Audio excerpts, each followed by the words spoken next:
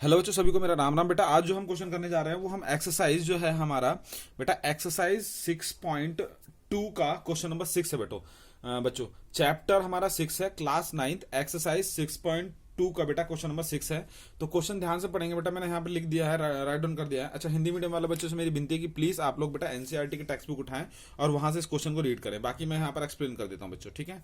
तो देखो लिखा हुआ है बेटा यहाँ पर, क्वेश्चन क्या कह रहा है। क्वेश्चन ये कह रहा है, एक बार एक्सप्लेन कर लेते हैं। क्वेश्चन ये कह रहा है कि in a figure P Q and R S are the two in mirrors place parallel to each other. देखो ये दो हमारे हमें क्या दे दिए बेटा, मिरर दे दिए हैं, ठीक है। ये हमारा क्या है बच्चों, ये हमारा मिरर है, ठीक है। ये हमें क्या गिवन है, ये मिरर है हमारा बच्चों, ठीक है। दो मिरर दे दिए हमें, कौन से बच्चों, दो हमें मिरर दे दिए P Q and R S, ठीक है। दो हमारे पास मिरर गिवन है। कह रहा है to each other and incident ray A B एक इंसिडेंट रे है। इंसिडेंट रे स्ट्राइक किया बेटा द मिरर पी क्यू पे स्ट्राइक कर रहा है एट बी पे पॉइंट बी पे, and the reflected ray moves along the path B C. और रिफ्लेक्टेड रे ऐसे जा रही है, यानी कि मैं इसका डायरेक्शन दिखा देता हूँ बेटा। ये ऐसे जा रही है इस तरीके से, ये ऐसे और ये ऐसे मूव कर रही है, ठीक है बच्चों। यहाँ तक कोई डाउट, ठीक है। इस तरीके से आपकी मूव कर रही है। चलिए उसके बाद बेटा ये ऐसे मूव कर रही है। तो अब ये कह रहा है कि भाई strike the mirror R S at C, R S पे सी पे स्ट्राइक कर रही है, again the reflect back C D, और सी डी पे रिफ्लेक्ट कर रहा है। तो प्रूव दैट, हमें ये प्रूफ करना है बच्चों कि ए बी हमारा पैरेलल है किसके बेटा, सी डी के। ए बी हमारा पैरेलल है किसके बच्चों, सी डी के। तो यहां तक कोई डाउट बच्चों, ये चीज हमें प्रूफ करनी है। अच्छा बच्चों यहाँ तो ध्यान से देखेंगे, सबसे पहले बच्चों हम क्या करेंगे, इसमें जो गिवन पॉइंट है वो लिख देंगे।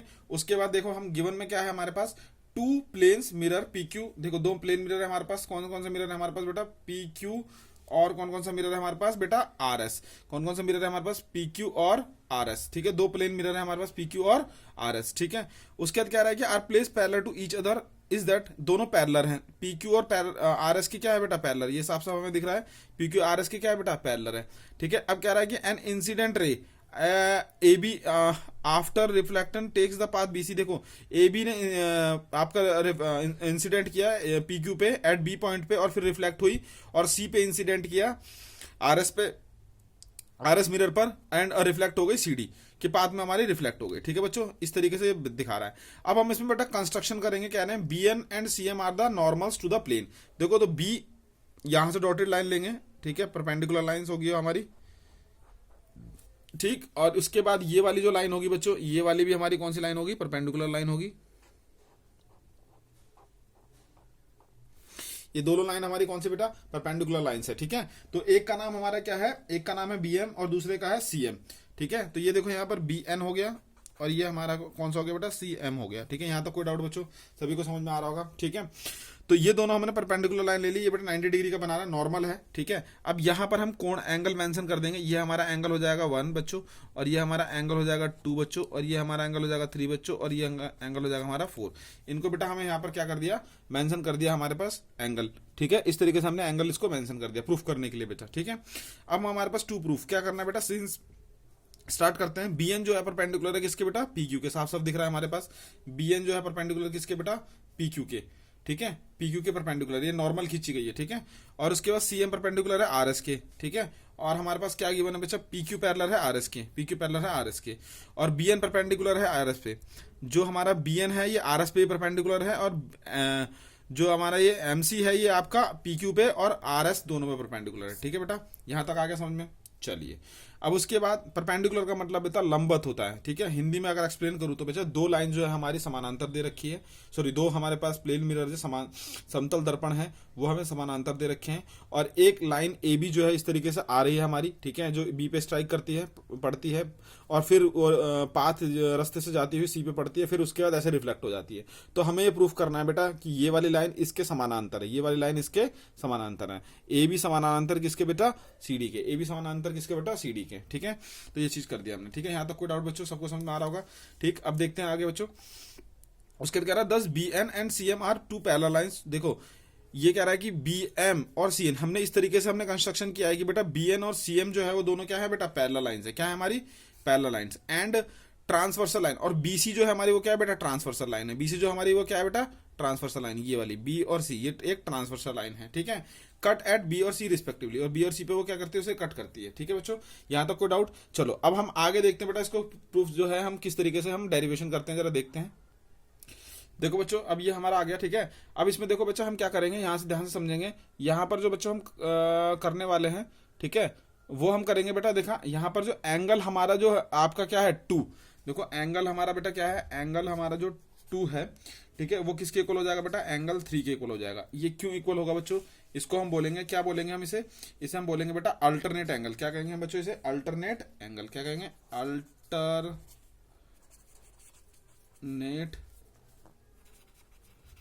एंगल्स, ठीक है। अल्टरनेट एंगल क्यों कहेंगे बच्चों, देखो अल्टरनेट एंगल इसलिए कहेंगे कि हमारे पास, ध्यान से समझिएगा बच्चों, अल्टरनेट एंगल इसलिए कहेंगे कि देखो हमारे पास ये जो ए बी है, ठीक है, ये वाली लाइन दोनों ये पैरेलल जा रही है, ठीक है, और ये इसकी ट्रांसवर्सल लाइन है, तो 2 और 3 क्या हो जाएगा हमारा, इक्वल हो जाएगा बच्चों। यहाँ तक कोई डाउट, इसको इक्वेशन 1 मान लीजिए आप, ठीक है, यहाँ तक समझ में आ गया सभी को। चलो अब बच्चा देखो, अब एंगल 1 इजकस टू एंगल 2 हो जाएगा, and angle 3 is equals to angle 4 हो जाएगा। इसको हम क्या बोलेंगे बच्चों, इसको हम बोलेंगे क्या, इसको हम कहेंगे बेटा लॉ ऑफ रिफ्लेक्शन। ये लॉ ऑफ रिफ्लेक्शन बेटा, ये जो है मैंने अभी लॉ ऑफ रिफ्लेक्शन बताया आपको, ये लॉ ऑफ रिफ्लेक्शन के अकॉर्डिंग बराबर हो जाएगा। तो लॉ ऑफ रिफ्लेक्शन ये कहता है बेटा, बाकी ये जो है आप ना लॉ ऑफ रिफ्लेक्शन जो है वो आप 10th क्लास में साइंस की जो बुक होगी उसके अंदर पढ़ेंगे बच्चों आप लॉ ऑफ रिफ्लेक्शन को, ठीक है। तो जो लॉ ऑफ रिफ्लेक्शन है ये क्या है कि भाई जो हमारी कोई भी एक प्लेन मिरर, अगर हम वहां पे इंसिडेंट रे आती है और वो रिफ्लेक्ट होती है, ठीक है, जैसे ये इंसिडेंट रे आई और वो रिफ्लेक्ट हुई, तो जो एंगल ऑफ, इसे बोलते हैं इंसिडेंट एंगल, इसे रिफ्लेक्टेड एंगल, आपतन कोण परावर्तन कोण, ये दोनों बेटा बराबर होते हैं, इसी को हम कहते हैं लॉ ऑफ रिफ्लेक्शन, ठीक है बच्चों। तो ये आप जो है बेटा अभी जो है साइंस के अंदर आपका चैप्टर नंबर 10 है, लाइट वाला चैप्टर है साइंस में, वो पढ़ेंगे तो आपको क्लियर हो जाएगा, ठीक। तो ये हमारा बराबर हो गया, यहाँ तक कोई डाउट बच्चों। अच्छा अब देखो जरा बच्चों, यहाँ पर ये हो गया एंगल 1 और एंगल 2। अब हम क्या करेंगे बच्चों, तो एंगल ये वाला ये ले लीजिए, एंगल 1 इजकस टू एंगल 2, ठीक है। अब आप एक काम करो बेटा, एंगल 2 जो है बोथ साइड क्या कर दो, ऐड कर दो। एंगल 2 जो है बोथ साइड क्या कर दो बेटा, ऐड कर दो। तो यहाँ पर मैंने एंगल 2 ऐड कर दिया और इसमें भी एंगल 2 ऐड कर दिया। यहाँ तक कोई डाउट बच्चों, मैंने दोनों तरफ क्या करा बच्चा, एंगल 2 ऐड कर दिया, ठीक है। इस इक्वेशन को उठाया, यहाँ पे दोनों तरफ एंगल 2 ऐड कर दिया, तो ये हो जाएगा angle 1 plus angle 2 is equals to 2 angle 2, ठीक है। यहाँ तक कोई डाउट, ठीक, यहाँ तक कोई डाउट। चलिए अब देखिए बेटा आगे नेक्स्ट यहाँ पे देखेंगे, अब एंगल उठाएंगे बेटा 3 और 4। एंगल कौन सा लेंगे हम, एंगल 3 प्लस एंगल 4 को लिया हमने, ठीक है। एंगल 3 प्लस एंगल 4, देखो ये वाला एंगल ले लिया, दोनों को सम ले लिया। अब इसको जरा हम थोड़ा प्रूफ करके देखते हैं क्या करना है हमें इसमें, ठीक है। तो देखो बेटा यहाँ पर मैंने बताया कि एंगल 3 हमारे किसके बराबर है, 4 के बराबर है। तो क्या मैं इसको इस तरीके से नहीं लिख सकता एंगल 4 को, एंगल 3 और यहाँ पर एंगल 3, यहाँ पर हमारा क्या है, ये बराबर है, इसको इक्वेशन 2 मान लो, ठीक है। यहाँ पे लिख लो angle 3 is equals to angle 4, angle 3 is equals to angle 4। तो ये कितना हो जाएगा बेटा, एंगल 3 प्लस एंगल 4 की जो वैल्यू हो जाएगी 3 इंटू एंगल 3 और एंगल 4 की जो वैल्यू हो जाएगी 3 इंटू एंगल 3 हो जाएगी। यहाँ तक कोई डाउट बच्चों, सभी को समझ में आ रहा होगा, ठीक है। ये देखिए डायग्राम में ध्यान से देखें जरा, ठीक, इसमें कोई दिक्कत किसी को। चलिए अब आगे देखते हैं बच्चों, यहाँ तक समझ में आ गया। अब बच्चों हम क्या करेंगे, ध्यान समझेंगे। अब हमारे पास ये चीज आ गई है, ठीक है। अब देखो बेटा, अब हम क्या करते हैं, ये वाला एंगल जो है पूरा टोटल, ठीक, उसको लिख देते हैं। देखो एंगल, अब देखो एंगल, अगर ये पहली इक्वेशन देखो जरा बेटा ध्यान से, ठीक है, ये बेटा 2 आएगा, सॉरी ये 2 आएगा, ठीक है। अब जो बेटा देखो पहली इक्वेशन देखो बेटा, एंगल 2 एंगल 3 के बराबर है। तो यहां पर देखो जरा, अगर मैं क्या करता हूं बेटा, ध्यान समझेंगे, अगर मैं क्या करता हूं बच्चों, अगर मैं पहली वाली इक्वेशन में मल्टीप्लाइंग, ठीक है, 2 on both side of equation first, हम इक्वेशन फर्स्ट में क्या करेंगे, 2 मल्टीप्लाई करेंगे बोथ साइड, ठीक है। जब हम इक्वेशन फर्स्ट में 2 मल्टीप्लाई कर देंगे तो क्या होगा, देखो बच्चों जब हम दोनों साइड मल्टीप्लाई कर देंगे तो क्या हो जाएगा, देखो ऊपर एंगल 2 और एंगल जो है 2 एंगल 3 के बराबर हो जाएगा, ठीक है। अब देखो यहां से बेटा देखो इसकी वैल्यू क्या है और इसकी वैल्यू क्या है, इसका एंगल 3 नाम दे दो, इसका एंगल 4 नाम दे दो, ठीक है। देखो एंगल 3 की जो वैल्यू मतलब इक्वेशन 3 से देखो एंगल 2 इंटू 2 ये है 1 प्लस 2, ठीक है। तो यहाँ पे लिख देंगे एंगल 1 प्लस एंगल 2 और यहाँ पे लिख देंगे बेटा, यहाँ पे लिख देंगे एंगल 3 प्लस एंगल 4, ठीक है। ये चीज लिख देंगे। यहाँ तक कोई डाउट बच्चों सभी को समझ में आ रहा होगा, ठीक है। ये लिख दिया। यहाँ पे लिखेंगे बेटा हम, यहाँ पे इसे लिखेंगे from equation 3 and 4, from equation 3 and 4। यहां तक समझ में आ गया बच्चों सभी को, ठीक है, फ्रॉम इक्वेशन 3 एंड 4। अच्छा बच्चों ये चीज हो गई, फ्रॉम इक्वेशन 3 एंड 4 ले लिया मैंने। अब उसके बाद हम क्या करेंगे बच्चों, इसका नाम देखो जरा। अब हम अपना जरा इक्वेशन पे आते हैं, ठीक है, ध्यान से देखेंगे जरा। अब देखो बेटा हमारे जो डायग्राम था, डायग्राम में देखो बच्चों एंगल 1 + 2, इसका नाम क्या है बेटा, एंगल BCD है। देखो BCD, और इसका नाम क्या हो जाएगा, ABC। ठीक है, ये हो जाएगा एंगल ABC। यहां तक समझ में आ गया बच्चों सभी को? ठीक है, यहां तक कोई दिक्कत नहीं। चलिए अब देखो ये दोनों बराबर हो गए बेटा। अब दो एंगल हमारे बराबर हो गए तो बेटा सिंपल सा लॉजिक है कि जब दो एंगल हमारे बराबर हो गए तो हम क्या लिखेंगे, हम लिखेंगे बेटा यहाँ पर थोड़ा सा ऊपर लिख देता हूं 10। ठीक है, हम लिखेंगे बेटा 10 lines AB and CD are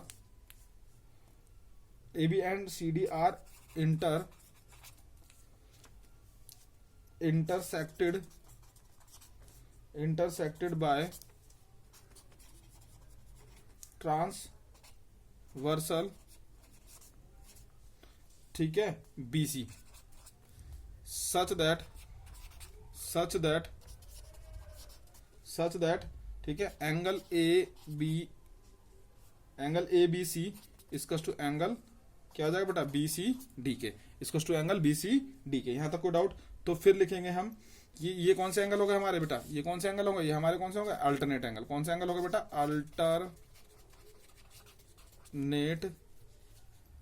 alternate angles. ये कौन सा एंगल होगा बच्चा, अल्टरनेट एंगल्स। यहां तक कोई डाउट बच्चों? ये हमारे अल्टरनेट एंगल होगा। ठीक है, अब बेटा हमारे अल्टरनेट एंगल हो गए तो ये हमारा क्या लिखेंगे, हेंस AB हमारा किसको जाएगा बेटा, पैरेलल हो जाएगा CD के। ये चीज समझ में आ गई सभी को बच्चों? ठीक है, ये हमारा फाइनल प्रोसेस हो गया। ठीक है, तो बेटा ये देखो ये चीज सबको समझ में आ गई होगी। ठीक, तो यहाँ तक प्रूफ हो गया। ठीक है, एक बार शुरू से एक बार देख लीजिए बेटा सारे। देखो ये हमारा पूरा है जो एक क्वेश्चन है, स्टार्टिंग से एक बार देख लीजिए, स्क्रीनशॉट ले लें इसका। ठीक है, मैंने सारा कुछ बना दिया है। उसके बाद देखो बेटा ये हमारा जो है पूरा सारा क्वेश्चन है। ठीक है, ध्यान से देखिए। सबसे पहले मैंने 2 को बराबर किया, फिर उसके बाद इक्वेशन 1 को बराबर किया, फिर उसके बाद इस तरीके से बराबर करते हुए सबको मैंने इस तरीके से प्रूफ कर दिया बच्चों। ठीक है, चलो सभी को मेरा राम राम।